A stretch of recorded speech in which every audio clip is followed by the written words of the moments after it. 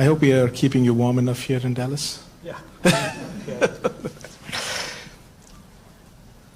Ralji, first of all, again, congratulations on becoming the leader of opposition.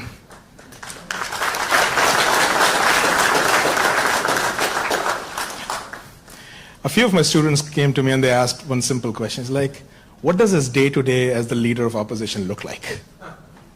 So can you tell them what exactly do you do in that role? Yeah, first, thank you very much for coming here. It's an honor for me to come, and lovely to see so many people from back home, so many students.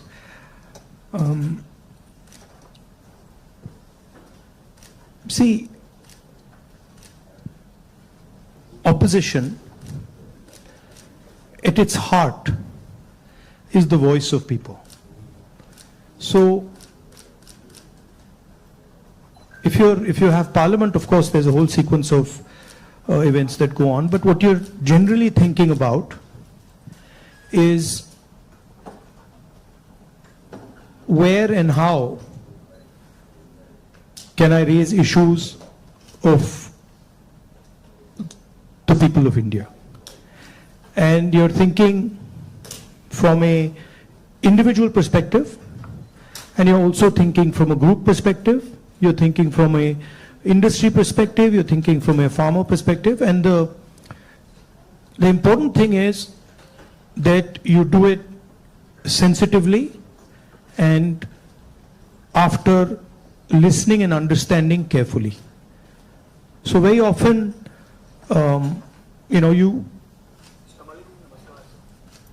you see an issue in the beginning. When you're new to politics, you see an issue and you're like, oh, that's what the issue is. But when you go into a little bit of detail, you realize that there is nuance and complexity. So understanding that nuance and then planning your day according to that, that's how it generally works. Parliament, of course, you go there in the morning, and then it's like a war. You go in and then you fight.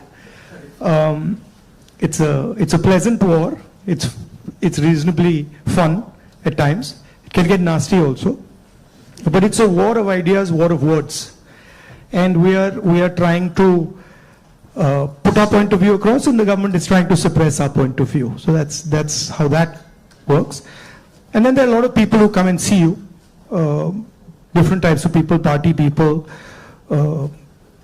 business people, farmers, these type of delegations. So you're constantly listening to what they're saying. So you just mentioned that you look at issues in a certain way differently. Now, thinking about your career as a politician, the first time you got elected and this time, has there been a change in the way you look at these issues and your mind thinks differently about how to go about them? Quite differently. Now, I'm coming to the conclusion that listening is much more important than speaking, right? And listening doesn't just mean that I come there and I listen to you. That's not listening. That somebody you're talking to me and I'm looking at you and I'm hearing what you're saying, but I'm not listening. Listening is a completely different thing. Listening is putting myself in your position. So if you're a farmer, going into the person's life, going into the person's day-to-day life, and then understanding what he's trying to tell you. Yeah, so listening is fundamental. And then understanding the deeper dynamics. So you then are not just swimming around on the surface, you're raising fundamental issues, and you don't go raising every single issue. You focus clearly and you're like, okay, this is important, I got to raise this. This is something important, I got to fight for this. This is something important, I got to fight. So you choose your battles much more carefully. I think you hit it on the head, that prioritization. So, very good definition of political strategy or business strategy. understand clearly what you don't want to do. So don't sit there doing 50, 100 different things. Understand clearly जो नहीं करना है उसको पहले समझो, पहले कर दो. And then उसमें से 3-4 चीजें निकलेंगी, and then that's what you got to focus on. Well, I think back to the students, that's what we talk about. So this time you're hearing from Mr. Gandhi himself about prioritization. Now, a few things that you mentioned, just takes me back a few months. A very unprecedented event happened in terms of the yatra. Personally, for me, a 30-minute walk on the treadmill, you can see 4,000 kilometers and connecting with people in a very different way. How has that changed your perception about people, and how has it helped you connect with people differently? See, the first question to ask is why were we walking 4,000 kilometers? Right? You know, it's what created the need for us to do this? And the reason is that all avenues of communication in India were shut. Every single avenue, no matter what we did, it was all shut. We spoke in Parliament, that's not televised. We go to the media, they don't pick up what we say. We even go with documents to the legal system, nothing happens. So, all our avenues were shut. And for a long time, we literally couldn't understand how to communicate. And then suddenly we hit upon the idea कि भाई अगर media आपको लोगों के पास नहीं ले जा रहा, इंस्टीट्यूशनल सिस्टम आपको लोगों के पास नहीं ले जा रहा, तो फिर डायरेक्टली चले जाओ. And then what better way to go directly than to literally go walking across the country? And so that's what we did. And I must tell you, I had in the beginning itself, I had a little bit of a knee problem. So 3-4 days into it, I was like, "Ye kya kar diya?" I was like, you know, because you get up in the morning, I go running, and so you get up in the morning and you say, "Okay, I'm going to go run 10 kilometers," and they're like, "ठीक है," and then you get up in the morning and you say, "I got to walk 4,000." It's a completely different paradigm, you know. So there was moments of that, okay, this is quite a big thing. But it went surprisingly easy. It was not difficult at all. And it fundamentally changed the way I think about my work. I would say that it completely changed how I view politics, how I view our people, how I communicate with our people,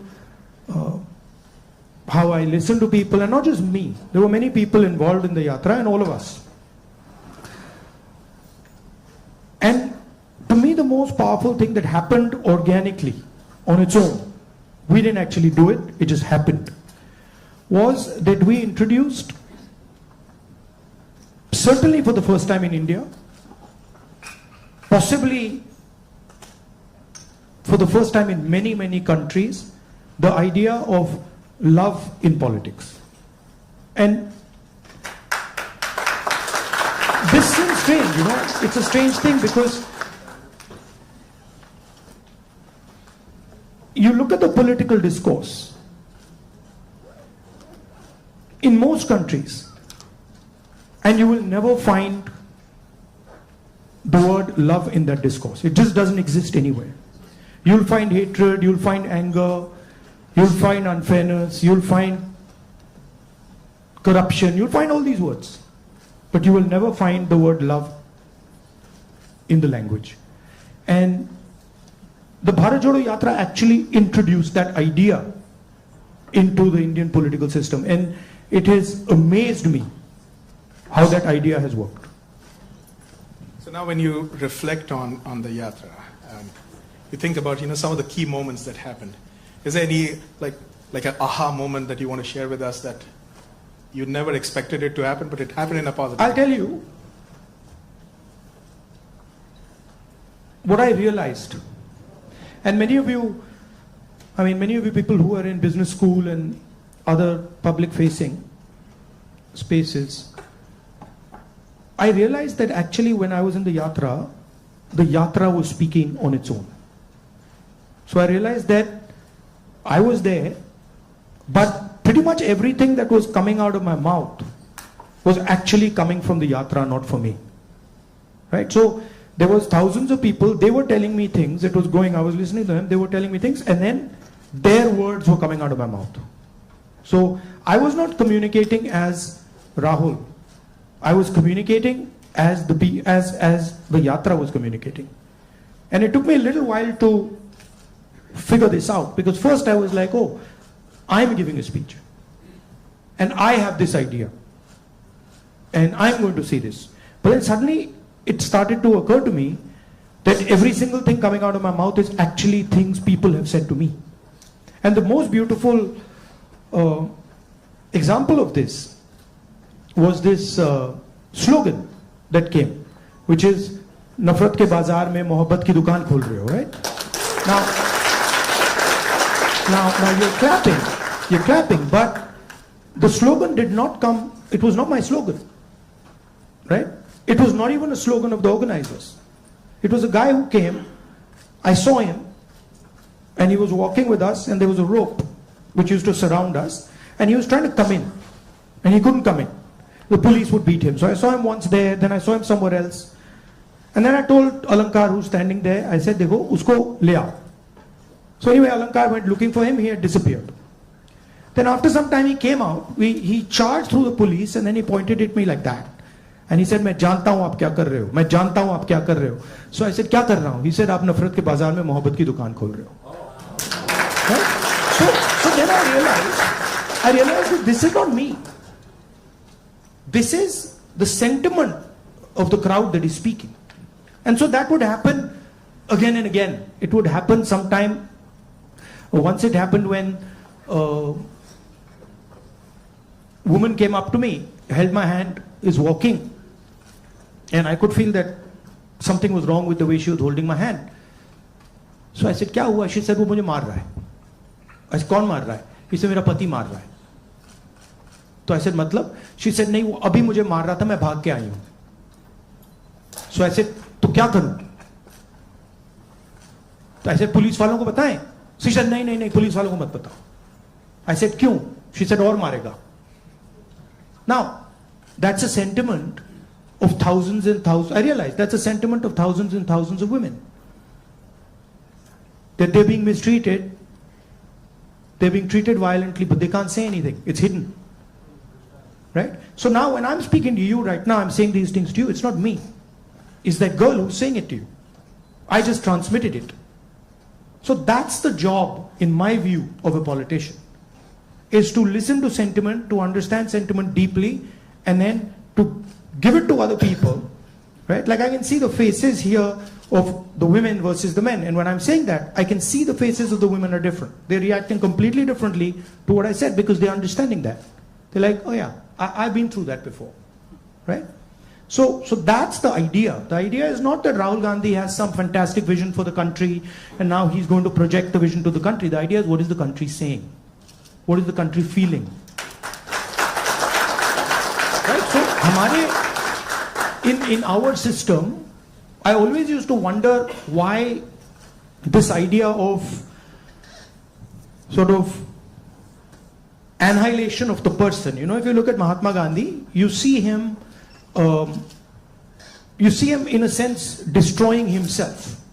You know, when he's in university, if you see his pictures, they're very nice suit, very nice hair combed, and then slowly you start to see that those things start to fall away. His clothes fall away, his fancy suits fall away, everything falls away. So there's a sort of almost a destruction of the person taking place. And you can see this in many of our leaders. And the reason it's happening is because the person is actually dying and the voice of other people is taking over. Right? I don't know, I'll give you an example. Do you know what devta means in the term devta? Do you know what it means? Yes. No. What? No, it doesn't mean God. The deity. No, doesn't mean the deity. So Devta in India actually means a person whose internal feelings are exactly the same as his external expression. Meaning he's a completely transparent being. Right? It does not mean God. So if this person tells me every single thing that he believes or he thinks, and he tells it to me, that's the definition of Devta. Right? It's the idea that you destroy yourself. Right? So to me, that is interesting about our politics. How do you suppress your own ideas, right? How do you suppress your own fear, or how do you suppress your own greed, or how do you suppress your own ambition and absorb other people's fear, other people's ambition? I think before we go to the next question, this needs a big, big round of applause. So we just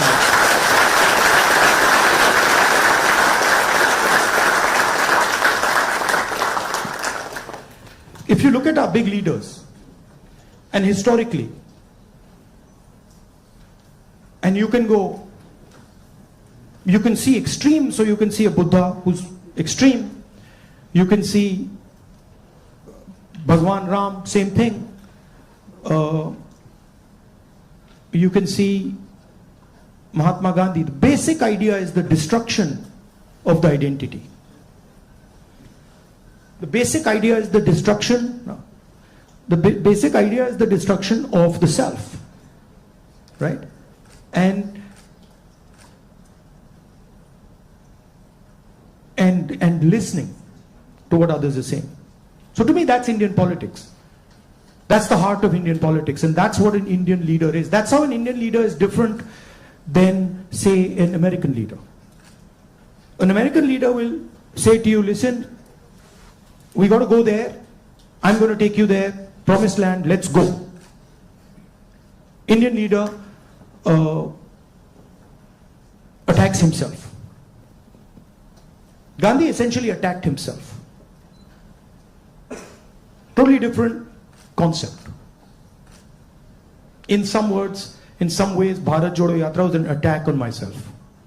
4,000 kilometer chalna hai, risk hai, goli lag sakti hai, chodo. Let's see what happens. So then that generates a completely different way of thinking and a completely different relationship with people. You know? Idea of Shiva, basically. When they say Shiva is the destroyer, what is he destroying? Himself. That's the idea. Right? He's destroying his ego, he's destroying his structure, he's destroying his beliefs. So Indian political thought, Indian political action is all going inwards. But I mean, I think we might be getting too philosophical. So a good scientist is also that. I agree. Or a good engineer is that. Good yogi is that. In fact, if you're good at pretty much anything, you are destroying yourself in some way.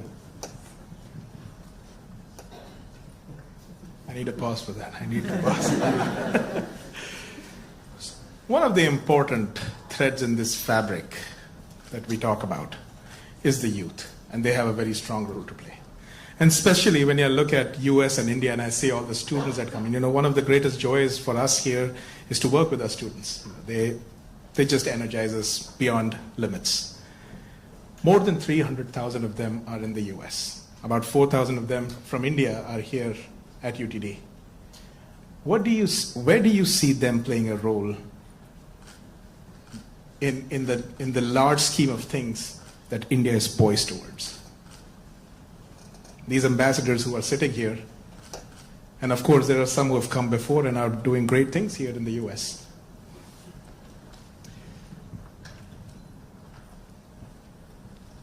In one way, there you are a bridge between the rest of the world and India. So you have ideas and values that you bring to the United States. And often those ideas and values might not be understood so easily in the United States, right? There's a different cultural ethos, different cultural system here. But your ideas are as valuable as anybody else's. In the same way, they also have a culture, an ethos here. Today I met some young guys just before I came here who came to the United States, not students, but people who, driving trucks and stuff like that. And they were saying to me, look, I said, what do you like about the United States? And they said that what we love about the United States is the idea of equality. That a truck driver in the United States gets respect. And as a truck driver in India, there's no way I could get respect, right? Equality is a very powerful idea. And it's an idea that can help India in huge ways. So if you take back the idea of equality, take back the idea of fairness, that's a very powerful thing. So I think you should see yourself as a bridge. And the other thing is, what I've noticed in my life is that individuals can do huge things. And often it's individuals who you don't expect are going to do big things that do it. So system will say to you, university might say to you, these are the best students. And you'll find that actually the guy who's going to make change is sitting somewhere else in the back. And the university has a way of, making that person feel uncomfortable and said, you're not doing well, your grades are not, you're not getting a 4.0. And then suddenly you find the guy who's not doing so well has done much better in life because he's into the habit of questioning things, asking himself, why is it like this and not like that? And sometimes institutions don't react well to that. If they see you always asking questions, they might say, yaar, disturb kar raha hai isko, chup karo, piche bhejo. So that idea of questioning, that idea of resistance, that idea of being a little disruptive, disturbing a little bit, this is a very powerful idea. I use it in my work also. The idea of creating a disturbance. The Bharat Jodo Yatra was a disturbance. Politics is going on like this, let's disturb it. We don't like the way it's going on, we want to do it like this. So I think that's powerful. If you understand the culture you're operating in, understand your culture, and then have this sense of, how can I do something to bridge it, how can I do something to disturb it, it's powerful. Talking about the same youth, I think the life of anybody who's young and is in some, like the 20s, the life is like a soap opera. Every day there is a new challenge, there is something that is... It's the life of somebody who's in his 50s, 60s, 70s. The soap opera continues. It's not that the soap opera stops at 30, yeah? Let me tell you. In fact, in many ways, the soap opera becomes much more dramatic later. Multiple soap operas start up. But so they have concerns. They have concerns about doing well in life. They're starting off maybe a professional career. They have questions about whether they'll do well or not. Employment also happens to be a key area and I feel across the world right now the youth is kind of rippling through that, a phase where there are questions about where they will land professionally from an employment perspective. So when we connect any sentence which has the word youth and employment in the same sentence, it's a cause of worry at a lot of places at a lot of different levels. What do you have to say about employment and our youth? See, first of all, let's be clear. Not everywhere on the planet has an employment problem. Okay? The West has an employment problem. India has an employment problem. But there are many countries in the world that don't really have an employment problem.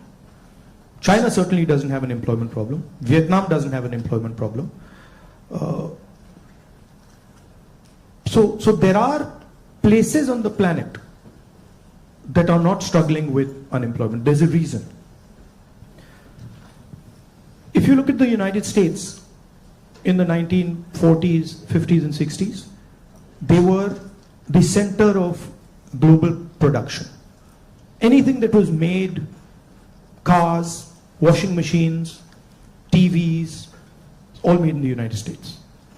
Production moved from the United States, it went to Korea, it went to Japan, eventually it went to China. And if you look today, China is dominating global production.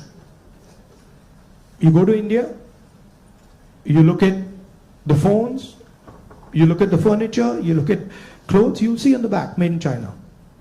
That's a fact, right? So what has happened? The West, America, Europe, India, has given up on the idea of production. And they've handed it to China. The act of production creates jobs.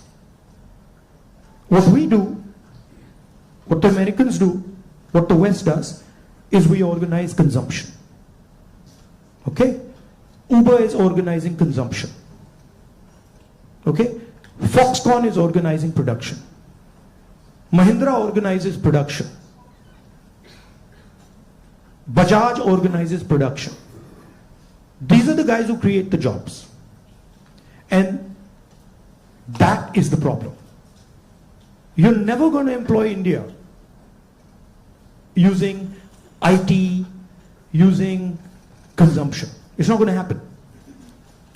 So India has to think about the act of production and organizing production.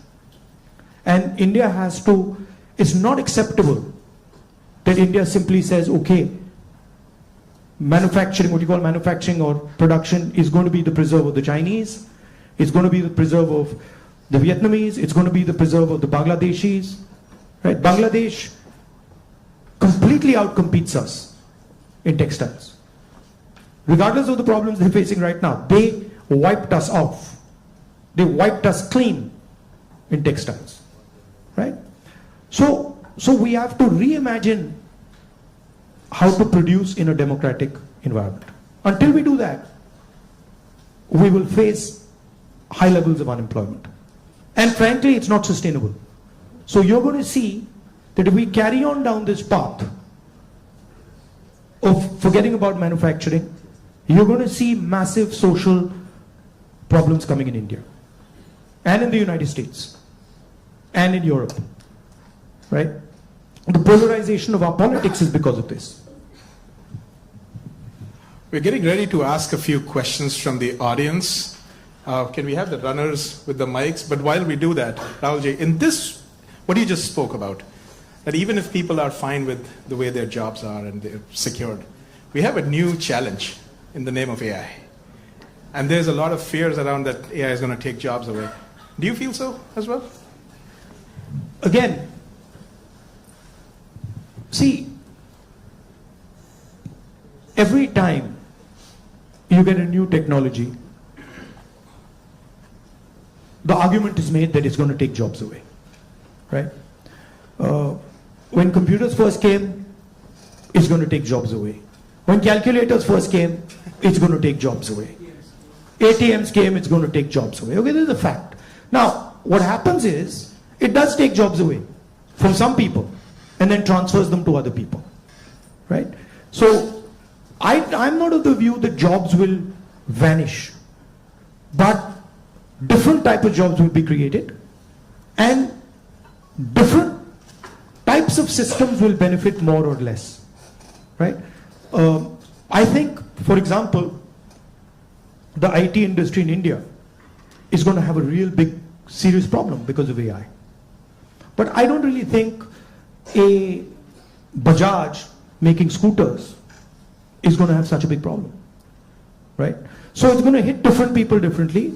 It's going to take away some jobs, it's going to add some jobs. And if you're positioned properly, it's an opportunity. And if you're positioned badly, you're in trouble. I mean, I remember Mr. Vajpayee gave a speech that Indians don't need computers, right? And somebody else gave a speech that Indians don't need English. Computers created millions of jobs in India. It's a fact. So it depends. It depends how flexible you are and how well you're looking at the future. Thank you so much. We do have some folks here who would like to ask a few questions, so can we get a mic here, please? Mr. Shroff, right here. Oh, okay. First, let me Okay. add 2 questions. So first of all, thank you for the opportunity. Let's keep it to one question, please. Yeah. Yes, one question. So India has a young population. So what are your plans to modernize the education system and bridge the gap between the education system and employability? That is the first question. Let's keep Yeah, it to sure. one, please. Thank you. Nimish. Should I just answer this one, or you want to get? Okay. I'll try. Shannon. I think many people say that India has a skills problem. I don't think India has a skills problem. I think India has a skill respect problem. So India doesn't respect people who have skills. But I don't think there's any limit on the skills that are already available in India. Okay?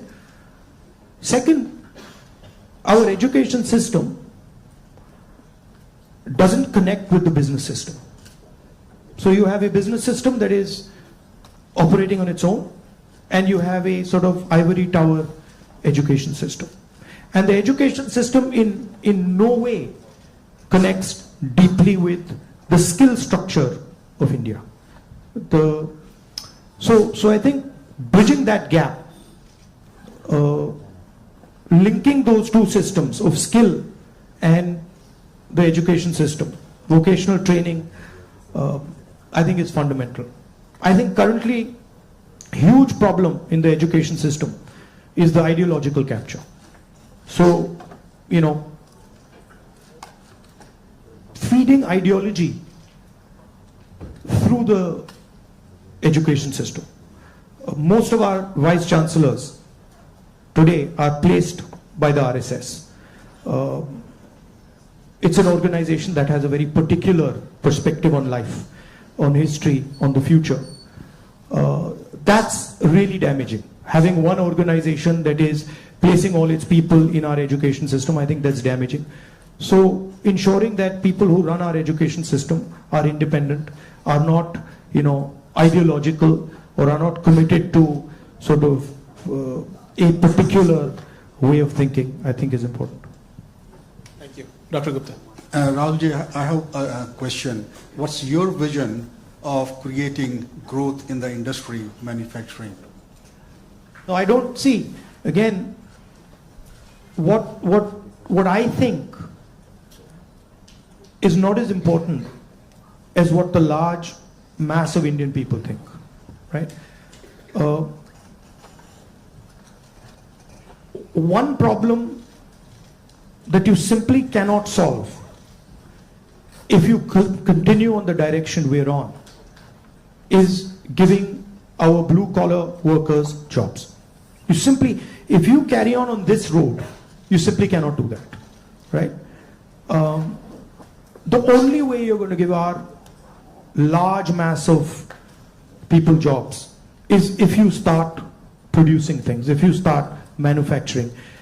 And the foundation of manufacturing, you don't just start manufacturing cell phones, right? It is a sequence, right? So you have to go up the value chain if you want to manufacture. A lot of people say, oh no, you can manufacture cell phones directly. Well, cell phones are not being manufactured in India. Cell phones are being assembled in India. It's a different thing. Meaning components are coming from China and those components are being assembled in India, right? The reason China can develop those components is because they have a huge infrastructure that has manufactured many different things, many different types of things before.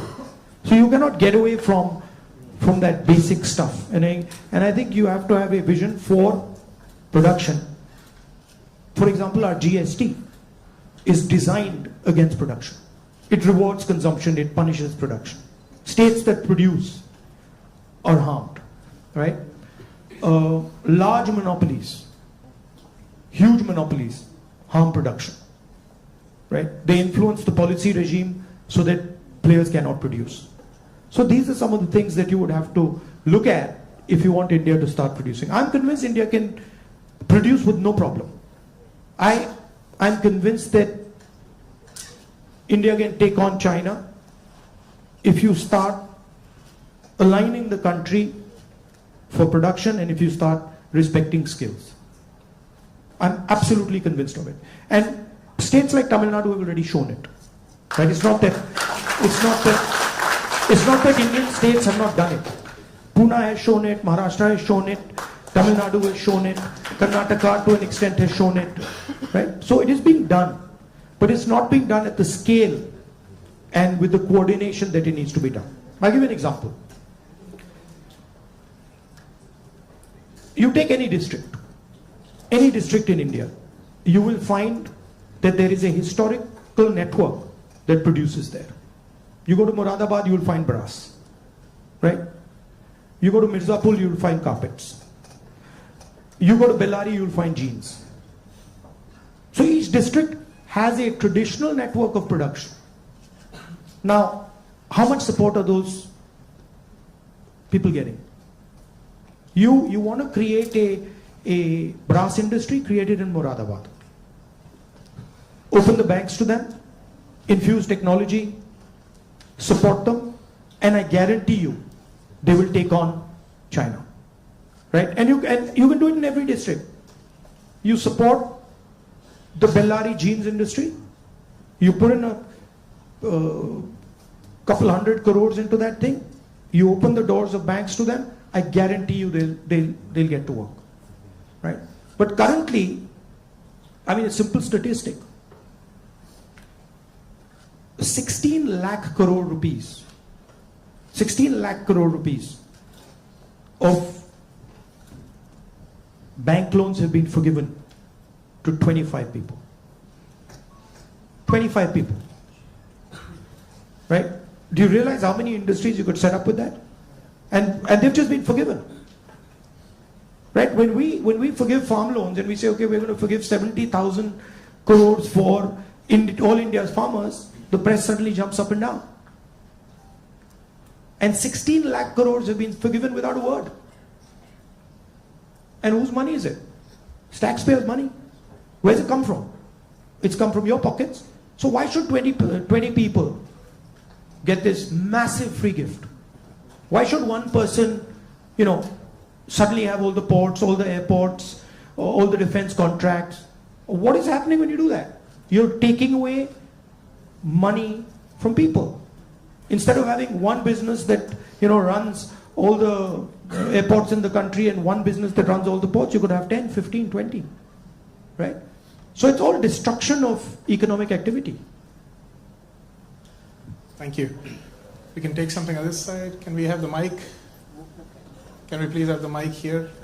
Rakshit, go ahead.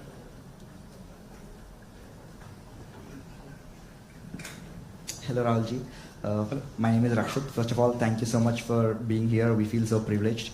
So my question is, how do you think we as students and youth contribute to and get involved in public service and the development of our country? Come and work with us. We can show you. But realize that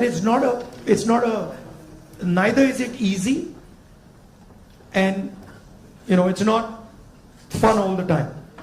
It can be unpleasant, it can be hard, but it's got its, you do get gratification from it, but it's not easy. And if any of you are interested in it, we run internships and we put people into our system and train people. Thank you. We had a question here, Mr. Shroff. Rahulji, first of all, thank you for coming here and gracing UTD with your presence. I'm a faculty and I also represent a lot of students, so I'd like to ask, for everything we look at it and say there is always something you can even do better for something that you haven't done successfully. So looking back, Bharat Jodo Yatra was so successful. Couple of things what you could have done differently if you did it now. No, look, every single thing that you do, I mean, I'm sure if we sit down and say, okay, Bharat Jodo Yatra, we could have done it better, right? There's nothing that you do that you couldn't have done better or you can't do better. And that's just how life works. And these are choices. So I don't think I've ever done anything perfect in my life. And I don't think I will ever do anything perfect in my life.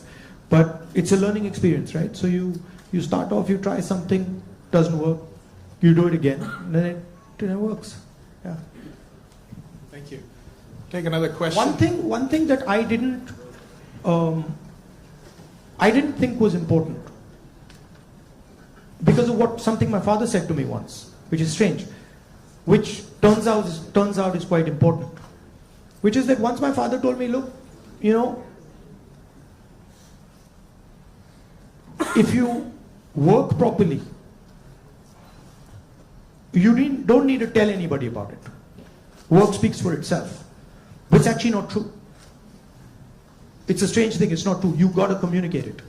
And the one thing I have fundamentally changed is that earlier I would do something and I wouldn't communicate it. And now I do something and I communicate it. It's not actually my nature. My nature is actually just to do it and not communicate it. But I think it is important that you communicate. Should be a two-way traffic. Yeah.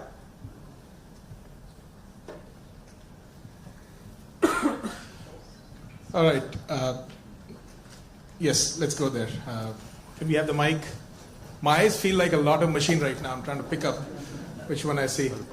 Where is the mic? Jitesh?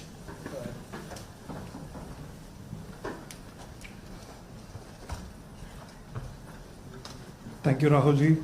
So, as my friend Rakshit was saying, like public into service or public into politics, which one you prefer? Like one Indian youth should be more into service or like complete into politics? Look, don't have a rigid idea of what political action is. And in the same way, don't have a rigid idea of what service is. Those two can overlap, right? Politics is much broader than fighting elections or giving speeches, right? Politics is about influencing how people think, and you can be very political and not be directly involved in the political system, right? Or you can be deeply involved in the political system and not be doing politics at all. So I don't think you should think that those are two different avenues. You should do what you like. And in what you like, you can do politics without a problem.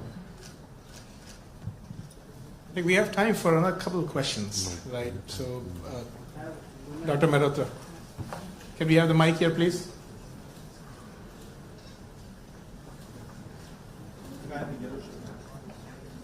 I'll get it. Okay. First off, thanks a lot for being here. It's a rare opportunity and we're truly grateful. To me at least, and I could be wrong here, it almost seems like there are two Indias.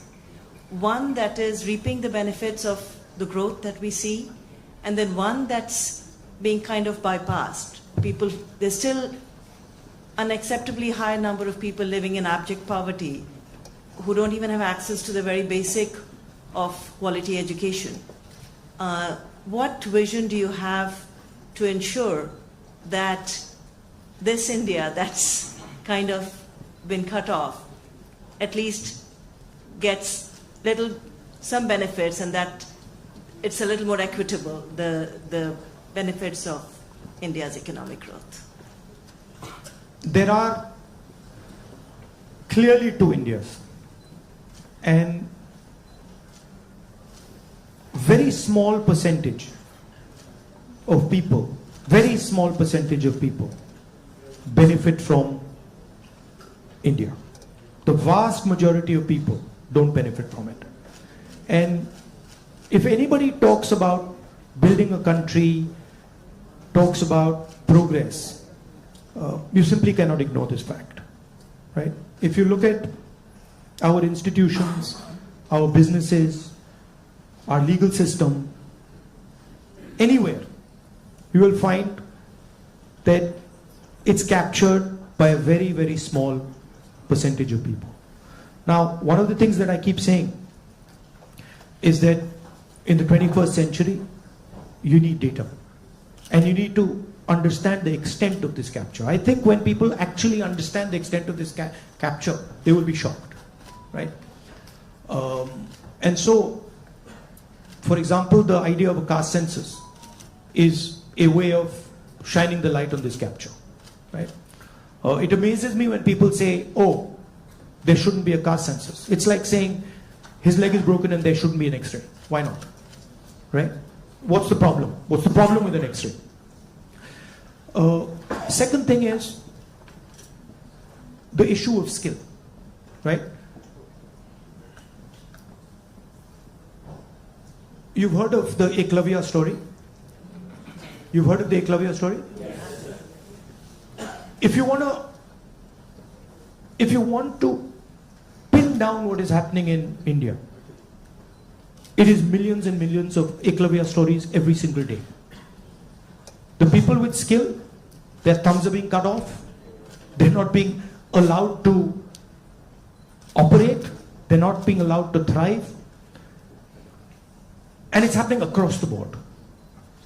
So, respect for skills, supporting skills financially through technology, that's how you'll unleash India's power. You're not going to unleash India's power by empowering 1%, 2% of India. And, you know, it's not interesting for me. So, I'm very passionate about this. I'll give you an example. Some time back, when we were in government, we were talking about skill development. And the gentleman who was running, he was appointed by Manmohan Singh Ji for skill development. He came to see me. And we were having a conversation. And he was explaining to me how he was going to build ITIs.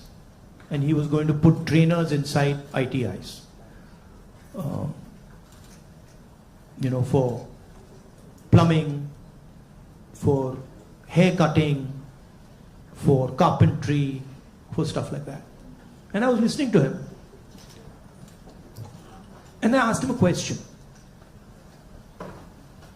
And what I said was, look, you're building these ITIs.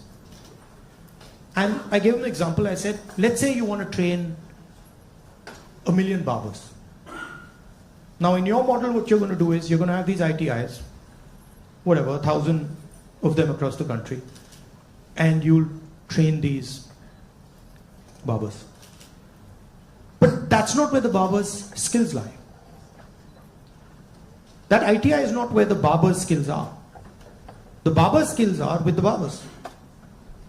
So I said to him, why don't you do this? Why don't you set up certification centers? And then go to every single barber in India and say, listen, this is what we'd like you to train. For every guy you send to our certification center, we'll give you X amount of rupees. So let's say you have, 1 million barbers in India. And you go to 1 million barbers and you say, listen, you guys have the skills. We want to train barbers. And now start training barbers. And for every guy you train, send him to the certification center. And the moment we find that he's certified and he has been sent by you, we pay you. How long will it take you to 1 million barbers? 2 months? 3 months? Right? He just looked at me as if I was crazy. Right? Because for him, the skill isn't there. The skill isn't the ITI. But actually the skill is with the barbers, with the plumbers, with the carpenters. Those guys have the skill. That's the skill network. So why are you not using it to train? Just recently I went to I was driving past Sultanpur and I walked up to this shoemaker. It was amazing because the guy says to me, I said, what's your biggest problem? He says, I've been working here for 40 years and nobody has ever respected me. So he says to me, the only man who has ever respected me is my father. Right? So I was thinking about this. And then he says to me, there was this scheme. And they said that, they've got this scheme for shoemakers. It was in Lucknow somewhere. So he says, so I, went to Lucknow. And I said, so what did they do? They said, they said they're going to teach me how to make shoes. He says, but I've been making shoes for 40 years. And I could teach those people how to make shoes. Right? So it's a fundamental disconnect with where the skills are. There's no shortage of skills in India. There's shortage of respect of skills in India. So you want to find the best carpenters in the world, they're sitting in India. But nobody respects their skill. Nobody actually tells them we believe in you and we want you to build something. Right? So you can't build industry without respecting skill. Thank you. Maybe we are in time for one last question. So the lady here in the stripes, can we mic to her?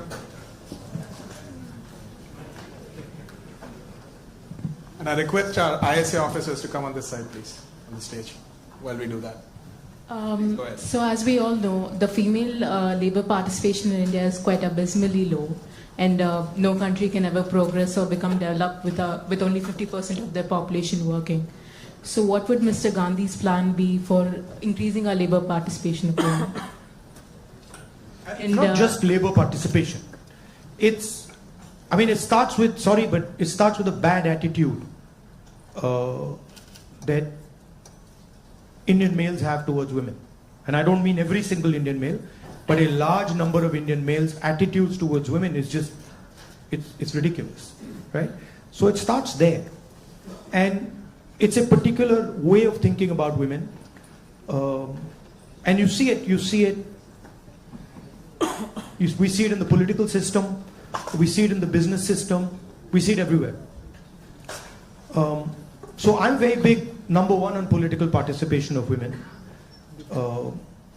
Reservation bill to start with, ensuring that women get into business, ensuring that women are supported financially if they want to open their business, and then making sure that it is made easier for women to participate, right? Women have their own particular issues that you need to take care of before they can start to participate. So I think the first thing is of thinking of women the same way you think of men, right?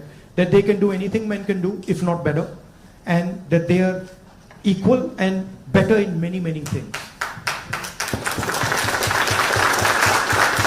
Yeah. Also, by the way, this is part of the ideological fight between the BJP and us, right?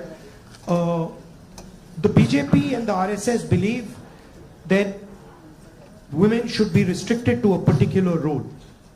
They should stay at home, they should cook the food, they should not talk too much, right? And we believe that women should be allowed to aspire to whatever they want to do. Well, Mr. Gandhi, if I just say that it was great having you on campus, that is a big, big understatement. But can we give him a round of applause?